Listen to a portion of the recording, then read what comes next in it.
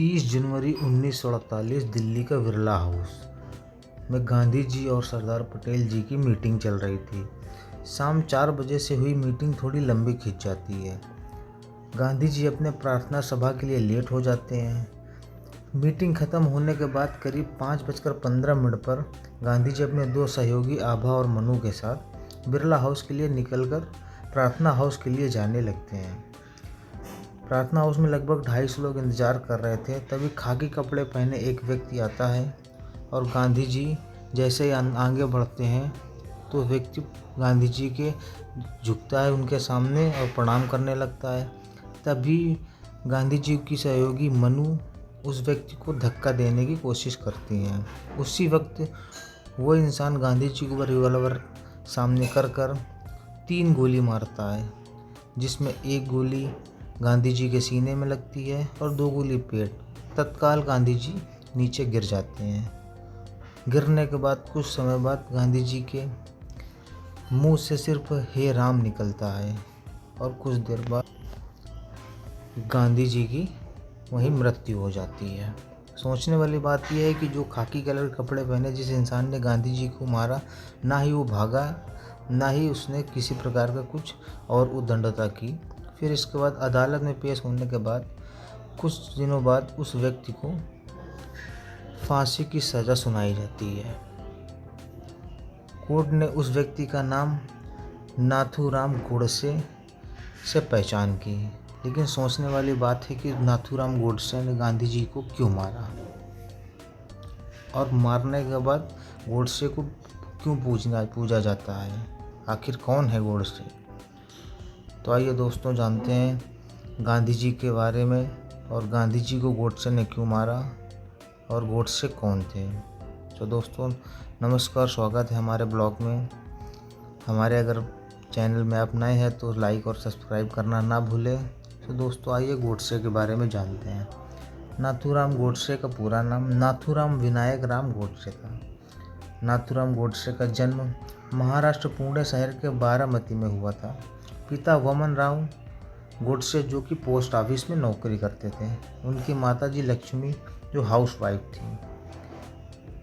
गोडसे के पैदा होने से पहले एक बेटी और 3 बेटे थे जो कि उनकी मृत्यु हो गई थी।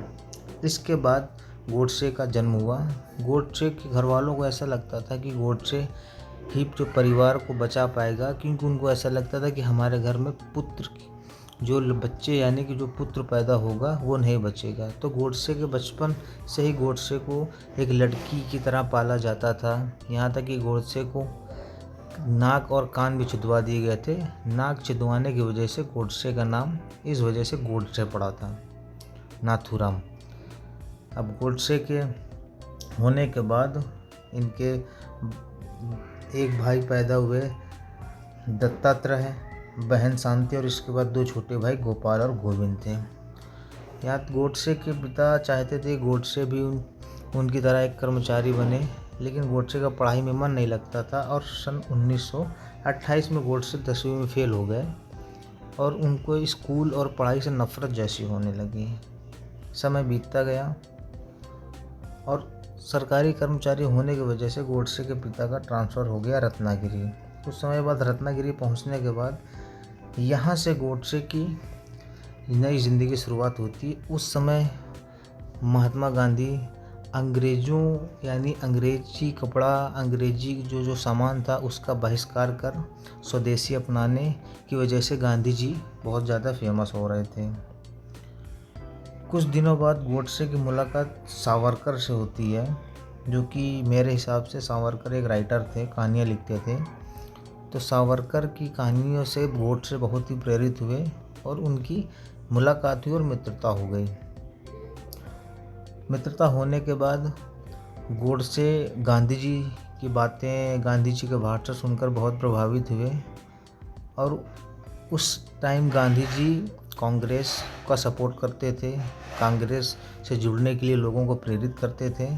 तो गोडसे ने भी कांग्रेस ज्वाइन किया और गांधी जी के पथ पर चलने लगे। अब दोस्तों बात आगे बढ़ती है। यहाँ से स्टार्ट होती है गोडसे की रियल स्टोरी। कुछ समय बीतने के बाद जब अंग्रेज़ और पाकिस्तानी दोनों दोनों लोग भारत देश के नागरिकों का शोषण कर रहे थे, प्रताड़ित कर रहे थे, परेशान कर रहे थे अलग अलग तरीक़ों से। तो उस समय गोडसे को कुछ कुछ समझ आने लगा कि सही क्या है गलत क्या है। तो गोडसे गांधी जी के विपरीत जाने लगे, लेकिन खुल कर ना जा सके।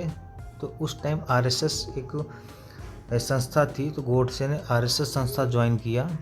इसके बाद गोडसे को बड़ी समस्याओं का सामना करना पड़ा। पिताजी रिटायर हो गए, अब पूरी जिम्मेदारी गोडसे के ऊपर आ गई।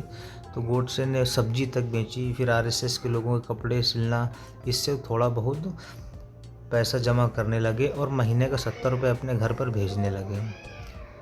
अब इधर गोडसे की हल्की सी नफ़रत गांधी जी की तरफ होने लगी। मुख्य कारण दोस्तों, कहानी बहुत ही ज़्यादा लंबी है, तो इसको ज़्यादा लंबी ना करके हम शॉर्ट में बताएंगे।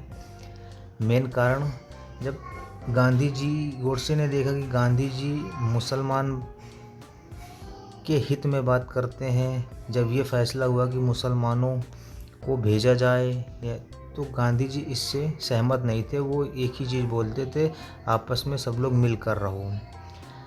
इसके बाद जब आगे चल कर के बंटवारा हुआ, तो लगभग 56 करोड़ रुपए पाकिस्तान के जो शेयर थे, जो भारत के पास थे, तो उसी टाइम लगभग 20 करोड़ रुपए पाकिस्तानियों को देकर रवाना किया गया था। अब गांधी जी ने एक मोर्चा निकाला पाकिस्तानियों के लिए कि जो बाकी के उनके पैसे हैं उनको वो भी वापस कर दिए जाए। ये सोचने वाली बात है कि भारत के बारे में न सोचकर पाकिस्तान के लिए लड़ना और ये बोलना कि नहीं, आपस में मिल चल, वो आक्रमण कर रहे हैं, वो परेशान कर रहे हैं, प्रताड़ित कर रहे हैं, वो चले गए। इसके बावजूद उनके पैसे के लिए मीटिंग करना, अनशन में बैठना, किसी तरीके से सभी लोग तैयार हो गए और उनको पैसे जितने थे वापस कर दिए। जो भी जितने करोड़ बचे थे पाकिस्तानियों को वापस कर दिए गए। ये सब देखते हुए बहुत ऊंच नीच हुआ, राजनीतिक बहुत चक्रव्यूह रचे गए, बहुत ज़्यादा दिक्कतें हुई दोस्तों। इस वजह से, क्योंकि हम पूरी स्टोरी नहीं शेयर कर सकते, क्योंकि स्टोरी बहुत ज़्यादा बड़ी है।